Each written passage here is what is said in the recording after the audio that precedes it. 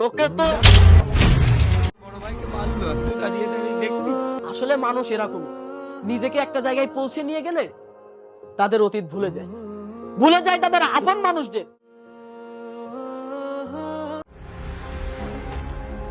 আরে ভাই কেমন আছিস? ভাই মানে কি আপনার ভাই? আর কাকে কি বলছেন আপনি? আরে ভাই তুই আমাকে চিনতে পারছিস না? আমি তোর বড় ভাই। আমি তোর এই অফিসের নতুন দারোয়ানের চাকরি নিয়েছি। তোর এত বড় সাহস, তুই ছাড়ের নাম ধরে ডাকছিস? আরে আমি আমার ভাইয়ের নাম ধরে ডাকতে পারি না? তোকে না ছাড় বললো, চেনে না, তারপর ছাড়ের নাম ধরে ডাকছিস? ভাই এই দিন আমার দেখার বাকি ছিল, তোর সামনে তোর বড় ভাইকে মারলো, দাঁড়িয়ে দাঁড়িয়ে দেখলি। বাহ, আমার ন্যাকা কান্না করছিস। তুই এসব না করে ভালো একটা যাত্রাপালায় অভিনয় করতে পারিস। অভিনয়টাও হলো আর পয়সাও ইনকাম করতে পারলি। এসব আপনি কি বলছেন? গরিবের কষ্ট নিয়ে মজা করেন, আল্লাহ একদিন আপনাদের বিচার করবে। তুই আবার আমাকে বদদুয়া দিচ্ছিস? তোকে তো এই কে তুই?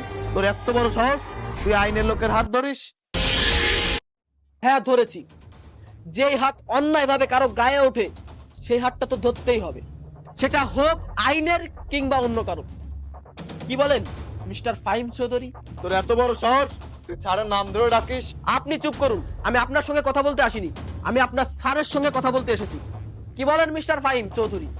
আপনি আমাকে কি চিনতে পেরেছেন, নাকি আপনার ভাইয়ের মতন আমাকেও ভুলে গেছেন?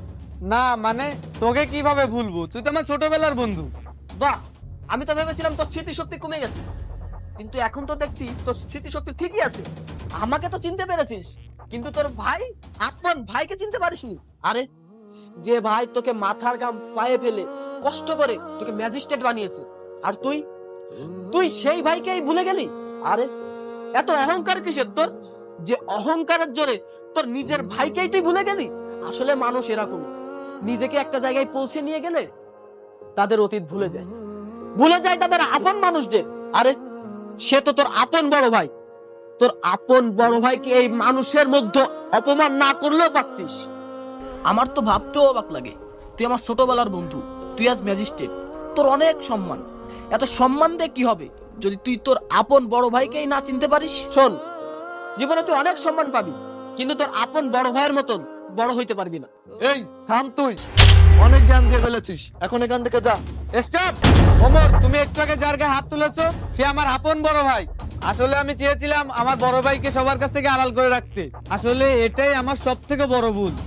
আমি যে কত বড় স্বার্থপর, নিজের সম্মানের জন্য আমি আমার আপন ভাইকে অস্বীকার করেছি। বন্ধু, তুই আমাকে অন্তত ক্ষমা করে দে। আরে আমার কাছে ক্ষমা চাইতে হবে না, তোর বড় ভাইয়ের কাছে ক্ষমা চা। আর একটা কথা সবসময় মনে রাখবি, তোর পরিবারের মানুষ গরিব হতে পারে, কিন্তু তাদের পরিচয় দিতে লজ্জাবোধ করিস না, কারণ দিন শেষে তারাই তোর আপন মানুষ। ভাইয়া, তুমি আমাকে ক্ষমা করে দেও।